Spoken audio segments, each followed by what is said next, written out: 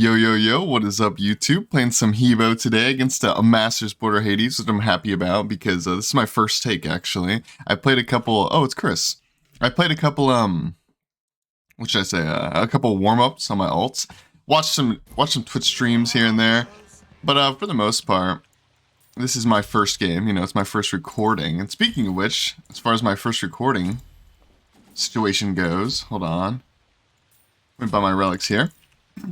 Anyways, sorry if I am a little bit rusty here. Hopefully I don't do too bad of a job. I think I've gotten a lot better at, like, taking breaks, you know, like, when I say break, I mean, like, a week or two or whatever. Like, taking a break from YouTube and then jumping right back into the recordings. Like, I think I'm not nearly as bad as I used to be. I used to be, like, super, super nervous. Now I'm only kind of nervous, so it's basically a whole different world, you know? So hopefully we don't do too bad of a job. We are against the GM player here. And I don't mean like in the game. I think we'll be okay in the game. I think I'm perfectly fine with this matchup, even though Hades is a really good god. I think Hebo is better in this matchup. But I mean more like commentary and stuff like that. Hopefully I do explain myself appropriately. All that good stuff. I think this is the first video. Assuming that this isn't like an F6 or anything. I think this... Yeah, this is definitely my first video with Chris.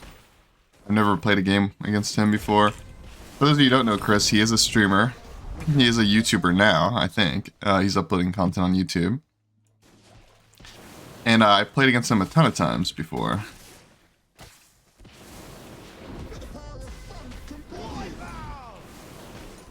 If he jumps on me, I'll pop my horn shard and we'll be A-okay.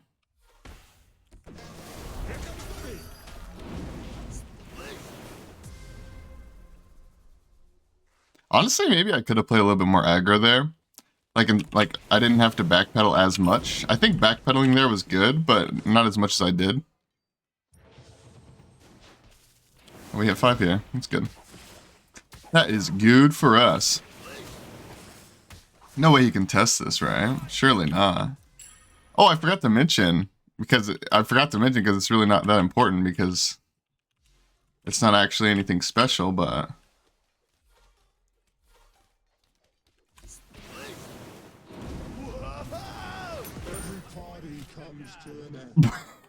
Okay, I'm sorry. I stopped talking there.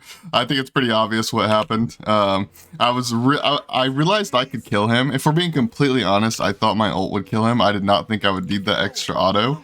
But I knew I had a chance at killing him there, so I was like, oh, should I finish explaining what I was explaining, which I completely forgot about now, or should I just go for this kill? And I was like, maybe I should tell you guys about what I'm going for here, but but if I told you guys and then failed, that would have been so embarrassing. So we just went quiet mode. Oh, he could have ulted me for my beads there. Guess he didn't want to. I suppose not. I think if I can, like if he lets me, I'm just gonna back for Chalice here. This honestly feels a little weird in the sense of like, I have been streaming still. Usually when I'm not on YouTube, by the way, for anybody who doesn't know, usually when I'm not uploading YouTube videos, it's not like I disappeared off the face of the earth and like I just died. Like I'm still making content usually. Sometimes it's less than others. Like sometimes I don't stream that much. But the point is when I'm not on YouTube, I'm not gone. I'm just probably streaming more than I am recording. Or I guess I should say entirely more, but... should I level my 2? I don't know, is my 2 even that useful here? Like it's not going to get me out of the Hades ult. Like it's a good ability. I'm definitely going to get it. I'm just saying, do I need it strictly right at this level? And I think the answer is no.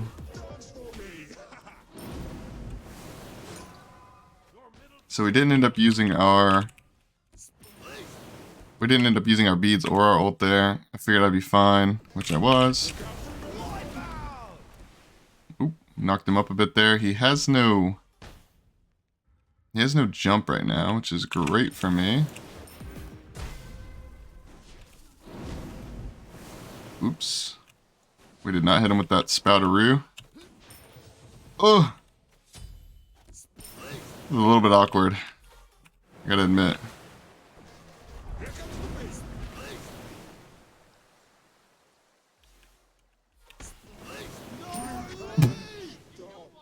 What is happening, dude? Hebo is so crazy, man. Honestly, I think even if he F6, which I hate saying stuff like that in these videos because like I never know what's gonna happen, right? And it seems awkward. Like you guys watching it in the future. But like, just regardless, even if he F6s this, I'll probably still keep this footage in, which you guys would, would believe me, of course, because you're listening to me right now.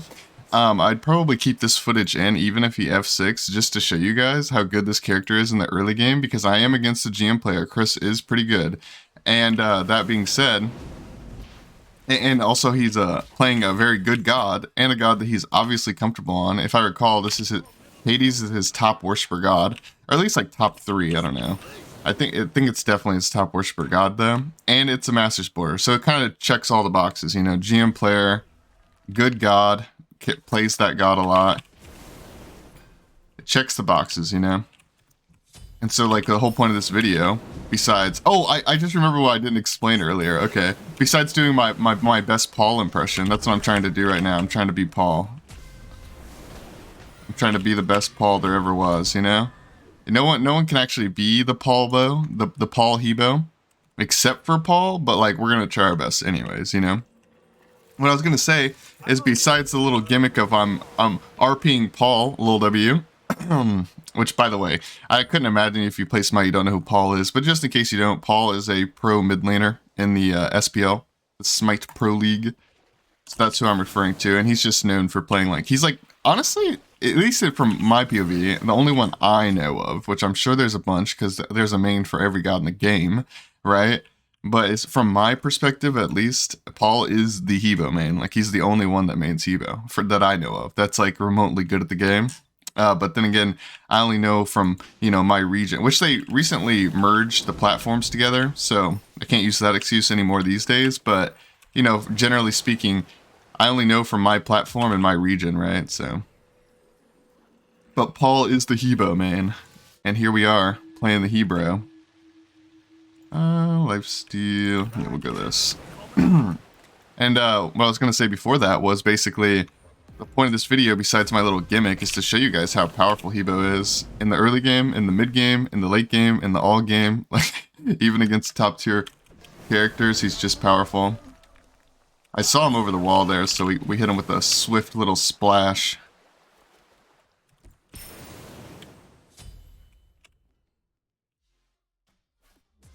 I'm like scared he's gonna try to get me around a corner, so I'm like backpedaling and stuff. I'm like backstepping corners. I'm so try hard. Flash! Oh, he procced my Genjis, you fool. I'm just gonna clear most of the wave with this, I think, and call that a day. Pop my Horny Shard, otherwise known as Horn Shard. By the way, just to be clear, guys, if you don't call, like, this is totally random, but if you don't call Horn Shard Horny Shard, we cannot be friends. Like, just to be clear. Because, like, what's the point in having such an epic shard name if you're not going to make it even more epic, you know? Also, another question I wanted to ask you guys, just random, while we're on the topic of randomness. Do you guys call, am I the most unoriginal person on the planet? Because I saw Trelly, he's a Smite player, caster, for the SPL and stuff like that. Do you guys call that little chest guy over here, do you call the guy inside of him Chester? Like this right here. Do you guys call this guy Chester? Because I called him that at the very beginning, and I swear I didn't copy anyone. I just called him that, and now I hear everyone saying that. Like, I heard Trelly saying it too, and like, I guess what I'm wondering is, did everybody just all agree that this guy's called Chester starting now, and like, I'm not original at all, and I'm horrible at life? I mean, obviously it's not that original, Chester, but like, you know, still, like, since when does everybody just agree on a name, dude? And of course not everyone is going to agree, but I'm just referring to from what I hear. I don't know what second relic I want, honestly. I could go Blink, that would be really good in this matchup. Med would be really good, Aegis would be really good. I think all of those things would be really good. Horrific, if he doesn't have a sprint, could even have some play. I kind of want to see what he gets before I make my decision.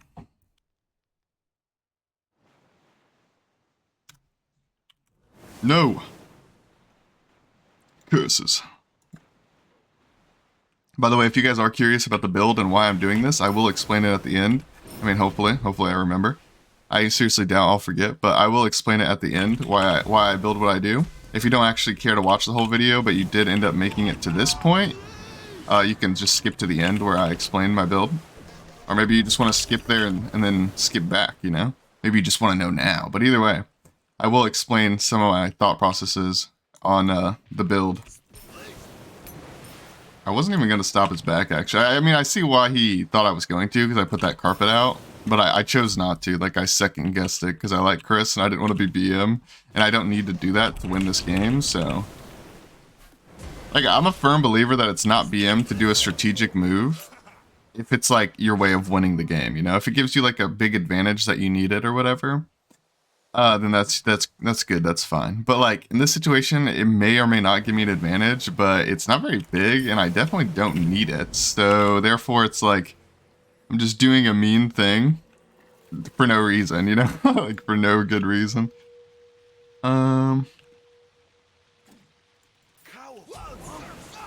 Alright, he went blink. I'll go blink as well. Giga Chad, Giga Chad. Double Giga Chad. What could go wrong?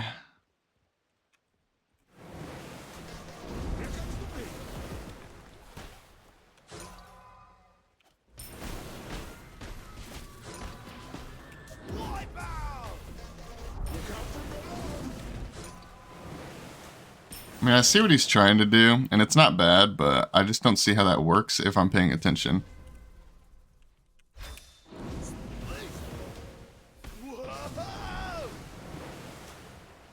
Alright, we chase here.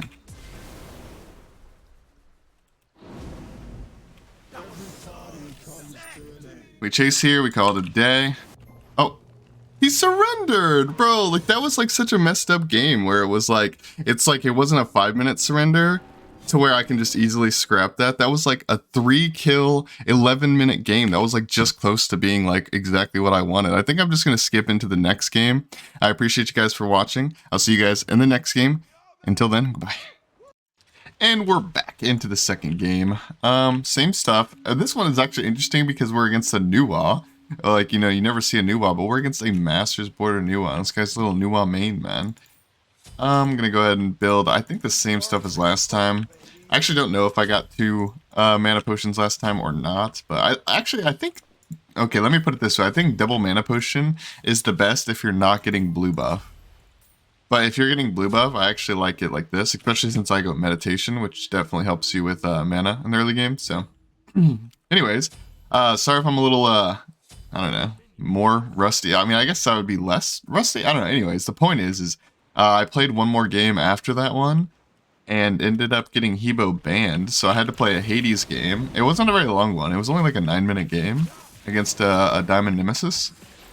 But I did have to play another game, so this is like a whole game later. And I kind of lost all my train of thought of what I was talking about. Although I don't really think I was talking about anything specific. We're just playing the bow.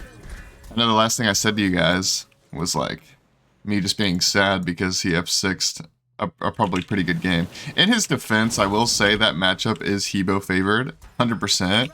But, you know, I don't know. Hades can still win it. So I was a little sad, but it is what it is. Dude, these minions are actually just melting me over time. Holy.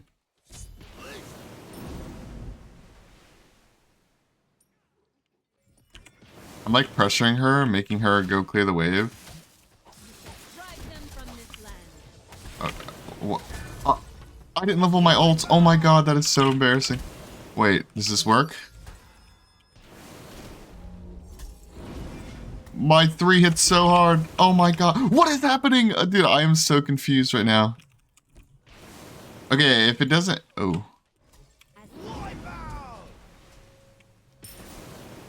What? Nuwa's OP.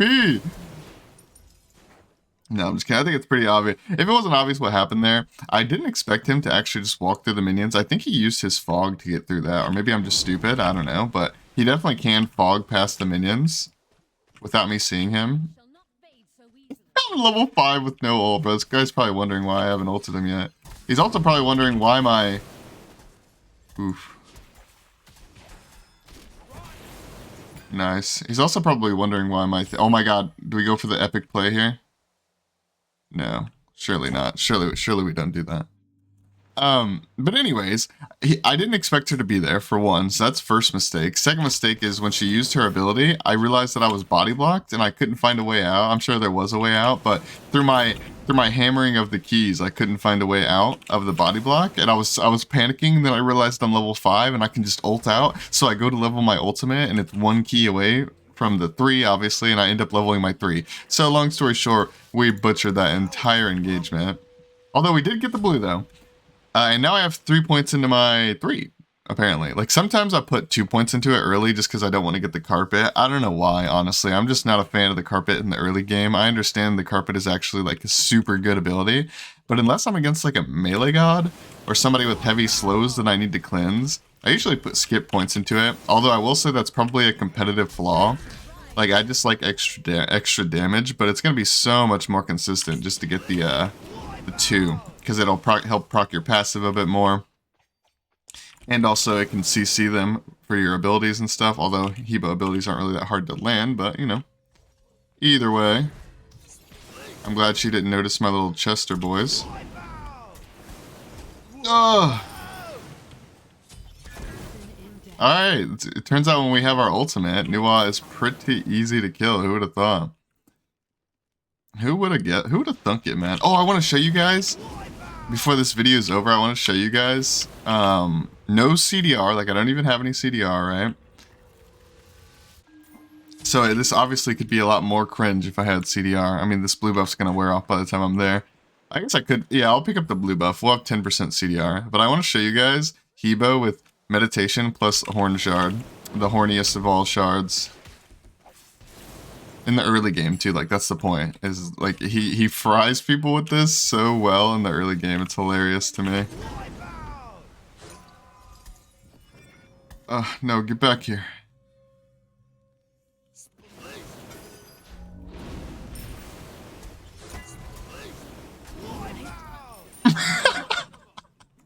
I just wanted to show you guys that. That's beautiful, man. That is so beautiful. One thing I will mention is I could definitely catch up to her a lot faster there if I had my 2, right? So, like I said, not leveling the 2 until way later is probably a flaw. I'd say the latest you should go to not level it, like, the latest you should go probably is like you can not level it until level 6, you know? You got 2 points in your 3, 2 points in your 1, or maybe you're holding a point for an extra point in your 1 and not your 3. But either way, I'd say that's the latest. You probably get your 2 at level 6 at the latest, if not sooner than that. But I'm greedy, so here we are. And to be completely honest with you guys, I don't really care how this game goes, partially because, well, I mean, it's kind of cool that we got a Masters Border Nuwa on my, like, this is just my second take as Hebo. Like, it's my 3rd game. Because I played that one I told you guys about, but it's my second take as Hebo, and we got 2 Masters Borders, and I got Hebo through, which Hebo does not get through very often, by the way. Hebo is banned a lot in these games, like, I'd say majority of the time he's banned, so to get Hebo through twice out of 3 games, and then, like, that in itself is a miracle, right? And then you add the fact that I'm against 2 Masters Borders, and the first game was relatively good, like, it played out for the most part, at least for the early mid-game. I don't really care if this guy surrenders or anything like that. Oh, does that kill me? Oh! Oh my god, it almost did because of the minion. I actually thought it was going to because of the minion. The minion hit me for like 20 something. And I lived with like 7 health, so you can imagine how that's important. I will just snowball this guy, why not? And by the way, this is something I'm going to talk about at the end of the video. My theory craft build ideas and stuff. Bancroft, like not going defense second and going Bancrofts instead, which I would build Bancrofts either way. The only thing that's different about this is me getting it earlier rather than later.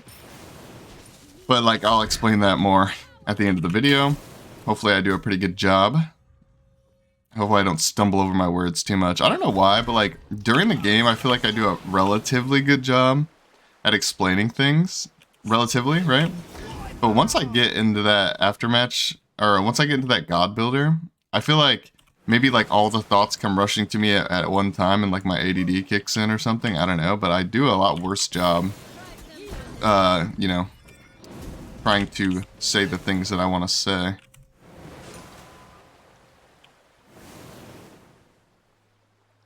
Honestly, maybe I should have horny sharded plus what's it called? Plus med. Like this is, what is this? Oh no, this is non-ultimate. Okay, so that wouldn't help my ult, but the med would.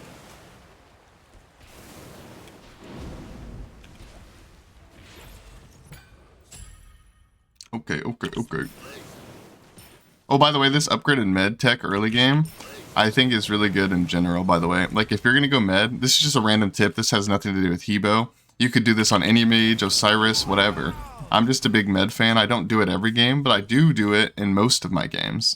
And what I will say is, if you're a person, and what, you know, don't feel bad if you are, because this is the majority of players. That's the reality of the situation.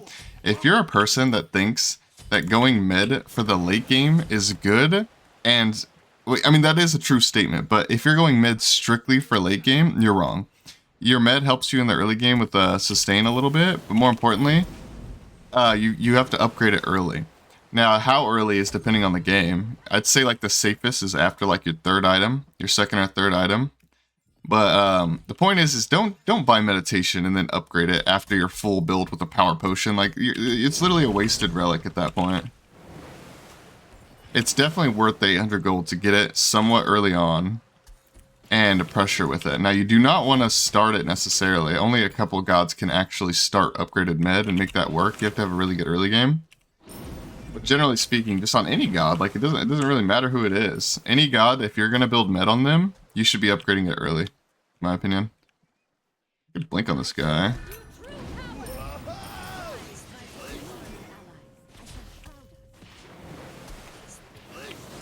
Alright, I'm just gonna walk through here. I still have my med, which I am being a little bit careful with, which I probably don't need to, but... Okay, she didn't Aegis or anything. I mean, okay, in her defense, not Aegising is actually a really good play because she's dead either way. I'm just saying the average player definitely Aegis is there, so it's weird. It kind of feels like she wasn't holding it like for a tactical reason, and she's just slow with the fingers, you know. But like I said, Aegising there would have been bad. Would have been very bad for her. If she even has it up, maybe she already Aegis and I didn't realize that. This is another strategy, by the way. Again, this is not specific to Hebo necessarily. This is just a dual thing. I love my meditation. I love my power potions. I buy these a lot when I'm winning the game really hard or when I think I am losing the game really hard and I need a little pick-me-up to get me back into the game. Either way, kind of multi-purpose tool here. I just love me some power potions because for those of you who didn't know, I thought everyone knew, but somebody actually told me the other day that they had no idea. The power potions, the 500 potions, give you enough power for like a full item, basically, by the way. A full item. And, there you go, and CDR. So a full item and CDR is obviously going to be really powerful. But like, look at how stupid this is. Like, I understand I'm against a Nuwa right now, but like, how many characters can compete with what I'm doing? By the way, I should mention that. The gods you want to ban, Hebo is actually one of the strongest, if not the strongest duel character right now. I still think Kronos is better, has more overall good matchups. But with that being said, Kronos unfortunately does actually lose the 1v1 against Hebo. So that would make a lot of people, in a lot of people's eyes, that means that Hebo's just better, right? Because he wins the 1v1, but that's not how I look at things. I look at things as an overall, okay, why is he gonna F6? And overall, how many matchups do they have? How many good, bad matchups do they have? And I think Kronos actually has more good matchups than Hebo does. But unfortunately, Kronos loses the 1v1. So, there's that. But anyways, Hebo is insanely good. Just make sure you're banning the right gods. What? And if I forget right now, I will list the bad gods here in a second. The top gods you want to ban for sure every game, maybe there's more, but the ones you for sure want to ban every game are going to be Skadi, Fenrir, and Bastet probably. I think Bastet you might actually be able to win against despite her being Bastet and having a good matchup in most mages. Because you just spout her when she jumps and, I don't know, maybe that's good enough. I haven't played it recently. But yeah, I would say Skadi and Fenrir are your biggest threats, and then after that, like maybe you know, Uller, maybe a Bastet, maybe a Baka. Although I think Baka is actually quite, like, I don't want to say easy to deal with, but easier to deal with right now than in the past. So, there's that. Okay, that didn't hit me, thankfully. I'd have been kind of sad. I'm actually just going to upgrade my blink. No real tactical reason for this. I just have 300 gold, and hey, why not be able to blink in more, you know? Why not? Why not? You'll see, I'm very, like, I like upgrading relics, and I like potions and stuff like that. Like, I think a lot of people don't look at that game nearly as much. Like, a lot of people look at relics and potions as strictly late game things, and while they are good to go late game, and also they are good late game things, there are plenty of opportunities where things like power pots and relic choices, like both like what you choose to go and also when you choose to upgrade it, can drastically change how a duel game goes. And I do mean drastically.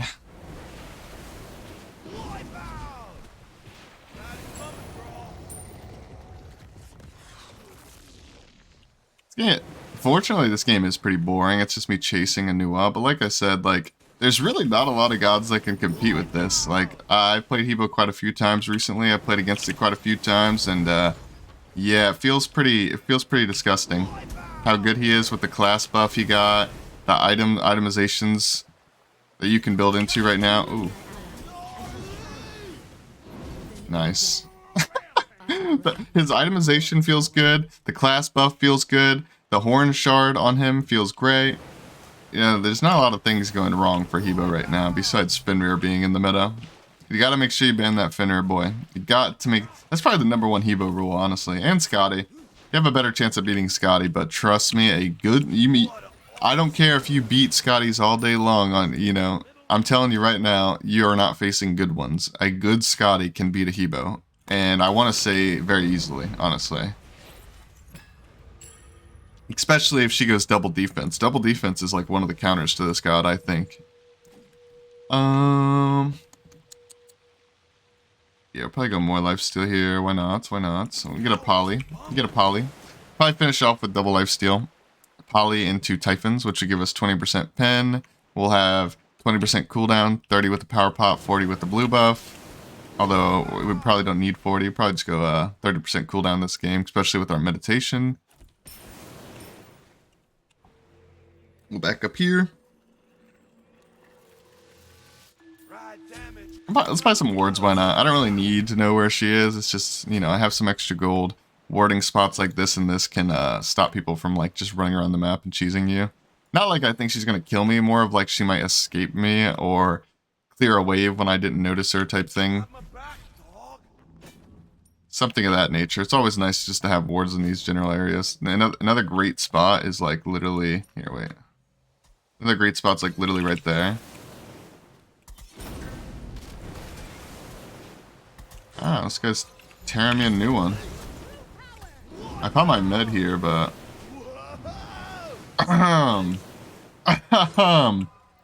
Wow, like that's some crazy lag there, dude. Like, oh look, 49 ping, 51 ping. Yeah, this game is unplayable, man. Honestly, what can I say? Dude, I did not think that the Phoenix would block my ult. I kind of thought I would just skid on past it like Sobek does. You know what I'm talking about, guys? Have you ever seen a Sobek go to pluck somebody on like a player-made wall or like a normal wall? Like if you were to pluck around this corner, he would just hit this wall and just go and just skid off of it and pluck someone here. That's like, I kind of thought that's what I would do.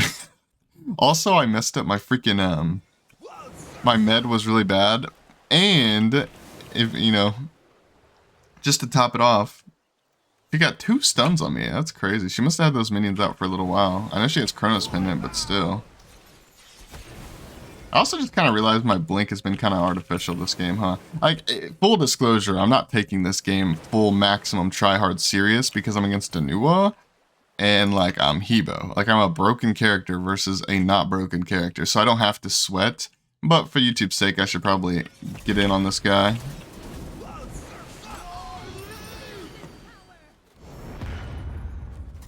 Oh no, I missed. Dude, these minions are actually broken. I mean, I'm aware I can just kill them with my one, but, like... I'm too dumb for that. Oh! Oh no. Dude, I didn't realize that thing was coming up.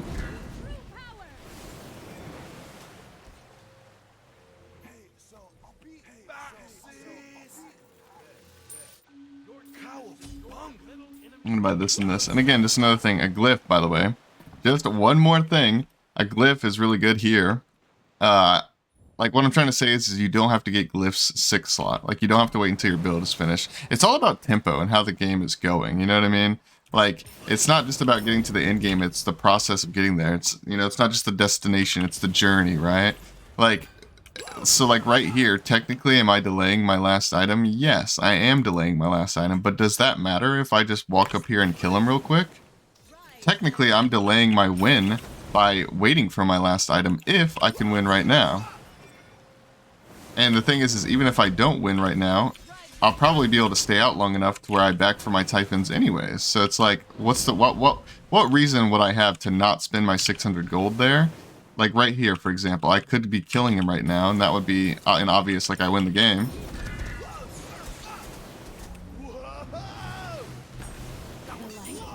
See, like right there, look. I killed him and I end the game, but even if I don't kill him there, I wait for one more wave, I clear it, and if I'm forced back, I go back and I go buy a Typhon Sphinx. Like, there's no point to not upgrade things strictly because you want to hit 6 slot in your build. I mean, there is a point, but you have to know when. It's all about, when you're playing Duel, you should be focusing on playing for now, unless you have to get to hyper late game, and even then, you still play for now a little bit. The only difference is, you're playing to survive now instead of playing to win now. You're not playing to win because you're just trying to get to late game, but you're playing to survive. In some matchups, if you don't play to survive, like if you don't go the best builds and the play safe and stuff like that, you just lose. So I don't really know why this build is here, I'll be honest with you. We'll go ahead and take that down. Either way, I'll show you guys what I build in most games as Hebo and what I personally think is the best mage build right now in general, if you can pull it off. Now, obviously, you're not going to want a Divine in your build. Sometimes you have to go Divine because they have anti-heal, and that sucks. But I'll show you the core build with and without Divine. So, Book of Thoth, which I just showed you, by the way. But the only difference is sometimes you go defense here. And sometimes you need to start, like if you're in a Hebo mirror, by the way, full disclosure, Hebo mirrors, you should probably be going Bancrofts. You should probably start that. But you go Book of Thoth into defense, into Bancrofts. Is what I think is the best right now. Maybe Poly third, but like, I don't know. I'm kind of trying to still make up my mind on how I feel about Poly. Is it like a fourth, like first half of the build or second half of the build? I think it's second half of the build, contrary to what I usually do. It depends on the god though. Like I think Hades can still use this very well. I think Kronos uses this order very, very well. And so can Hebo. You can also do this on Hebo. But me personally, what I think you should do right now is if you can get away with it, you go these 2 items and then defense. If you can't get away with it, then you just go boom, boom, boom. And right here you have a choice. Like, do you need anti-heal? You probably go anti-heal here if you need it. Now, what I'm going to do this time, I'm going to actually just make a 7 slot build for you guys here to demonstrate like if you need anti-heal or not and where it should be. And so basically, if you don't need anti-heal, you would just skip this item. So your 4th item would be down here in core, right here. You would just skip it, and I'll show more of that in the end here. So you go anti-heal, and then you're basically forced here. So what do we need here? Maybe cooldown, who knows? You know, you have 20%, 30% with the power pot. You're actually only missing 10% in your build until late game, or until you buy that power pot. Or when you buy the power pot, rather, sorry. So right here, I personally would say you go Poly into Typhons. Or if you don't feel comfortable in your Poly procs, maybe you're just a person who just doesn't love Poly, I don't know. This is probably fine too. That's probably fine. Another option would be like a Soul Gem here. That's going to give you cooldown, but that's not going to give you, you're only going to have 10% pin, which is not the end of the world. But, you know, I don't prefer it. I would say if you really don't want to go Poly, maybe your best option it's either Magus or this. This will give you more cooldown. You'll be full CDR with the power potion, and it feels pretty nice. But you only have double lifesteal. And what I will say right now is double lifesteal is perfectly fine. Like Bancrofts and Typhons is good together. You do not need triple lifesteal to get value out of Typhons or anything like that. This build is perfectly fine. But what I would say, lifesteal here. Okay, so say you don't need divine, right? You do not need divine. I'd say you probably go poly here. Poly. And then here's where it gets a little, I don't want to say tricky, but I would probably go Mirrodin and Typhons. Now, the only thing that's tricky about it is what order you go them in. Is it like this? Or is it like this? Or whoops, is it like this? Now, what I'll say is if they don't have anti-heal, it's always this order. It's always rushing healing if they don't plan on going anti-heal. Like if they haven't built into it yet. You're against a Loki who's got Transcendence, he's got Hydras, he's got defense, he's got Hearts. He just built a Crusher and he's building into Heartseeker. You know, like he's got tier 1 Heartseeker. That's not tier 1 Brawlers, is it? Right? You know, so you rush the anti-heal. But I would definitely see an argument to be had that this is debatably more damage if you can get really good use out of the ult proc.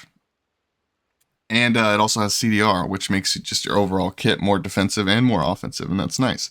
So I'd say this is the build. This is like the perfect situation. And by the way, I should take this Bancrofts off actually, because Bancrofts is not that OP. Like, don't get me wrong, it has a really great early game, and that's nice, and it has good healing, that's nice. But Bancrofts is not what's OP. It's Bancroft's Claw that is good. And you're wondering, by the way, I'll finish this out by saying you're wondering, why are we going Book and Bancrofts? Isn't it usually the one or the other? It can be. Like, you can definitely go Bancrofts first if you prefer. But the thing about Bancroft's Claw is,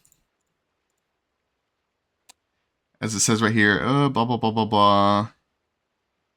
For each 75 magical power you have, it does more damage and gives you more shielding, right? Or maybe it only does one of those. Either way, the point is more power, more shield, bigger proc. And so Book of Thoth being a relatively fine early game item, giving you infinite mana, which mages are always going to love, and being the highest power item in the entire game, of course that's going to go well with Bancroft's Claw because you get giant shield. So what does this build bring? This build has a ton of lifesteal, a ton of burst with things like Mirrodin proc, Polynomicon proc, Bancroft's Claw damage. It's going to give you a ton of shielding. It has almost max CDR. You'll be max with the power potion. 20% pen, which is not a ton, but it's plenty to kill people. Trust me, especially if you go... Oh, I should put in some honorable mention relics here. Why not? I'll try to end this off because I don't want to do this forever. I don't want to make the ending of this video too long. I think it's already... Dude, why can I not buy the upgraded versions? Okay, well... Some of the most consistent relics in the game for Hebo that I get usage out of is going to be this, this, and this. I mean, no particular order. It just depends on the game. These 3 relics are insane. And sometimes, like you may think it's either med with blink or beads with blink, and most of the time it is, but there are certain situations where you just truly don't need blink, and you can just go med and beads together, have those relics, upgrade them. You don't really need to rush upgraded beads. That's more of a late game thing, but upgrade the med, and then when you're late game, you'll have upgraded beads, you'll have upgraded med, you'll have insane cooldown resets on both of those, and you'll just fry people. And in case it's not completely obvious, based on what I did in that game, this is the magical defense item right here. So, that being said, I'm going to take all this off, build this back on, why not?